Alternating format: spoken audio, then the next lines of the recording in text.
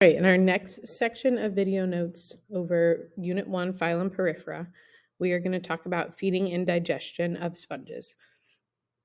Key thing to bring up again is most sponges are filter feeders. This simply means that they strain their food particles out of the water that passes through their ostia and their osculum. And sponges eat microscopic food sources. Some key examples are plankton, bacteria, and detritus, which is just particles of dead organisms. An interesting fact about their feeding and digestion is that a sponge must pump 1 ton of water just to get 1 ounce of food. So in some cases, that means sponges can pump up to 50,000 times their own volume in a single day.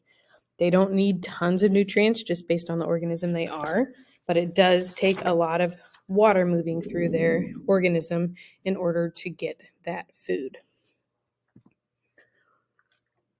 So we mentioned most sponges are filter feeders, but this is not true of all sponges. Some deep sea sponges are carnivores, which means that they trap their prey. So there's not much detritus available at the bottom of the ocean, which is why these sponges capture small crustaceans with hooks. They kind of act like Velcro, and they engulf and digest them once captured. So sponges of the family Cladorhizidae that catch and eat small animals, and they often have stalks, sometimes branches. You can kind of see an example down here at the bottom, which are filaments that stretch out similar to fishing line, and the hooks are made of spicules. So that should be a familiar term for you. They usually catch the legs and hairs of tiny crustaceans and animals that are passing by.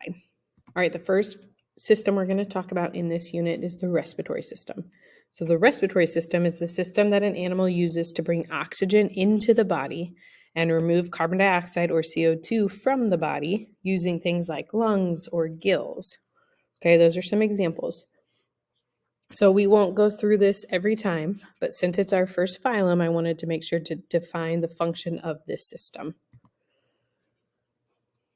So if we think, what organs does a sponge have in their body? Hopefully you remembered from the first day of notes that we did that there are none in a sponge. They have cells, but they do not organize them into tissues or organs. So thinking about their respiratory systems, they do not have a formal respiratory system. They do not need a lot of oxygen to survive, which is why that system is unnecessary for this organism.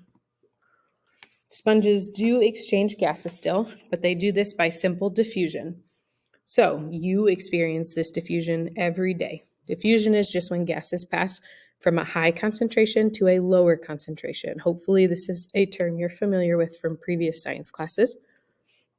So if you think about like if someone sprays body spray in the hallway, does it stay in that one spot or does it spread out? It spreads out, right? When you put a drop of food coloring in water, does it stay in one place or spread out? Spread out. That should be your answer. So sponge skin is so thin, remember that one layer, that the gases can actually diffuse directly through it. So why can't humans do simple diffusion? Our skin is too thick. So we have layers on layers of cells stacked on top of each other, which is why simple diffusion cannot take place, and we have a respiratory system. So an example, if we're looking at it, if there's a lot of oxygen in the water, but very little in the sponge, oxygen diffuses out of the water and into the sponge. So which way would the water travel? Would it go from left to right or from right to left in this example? Good, left to right, from the water into the sponge. So it will move until it reaches what we call equilibrium, where you can see the same amount of oxygen in the water as is inside the sponge cells. Next system we'll talk about is the excretory system. The excretory system is the system that an animal uses to get rid of waste.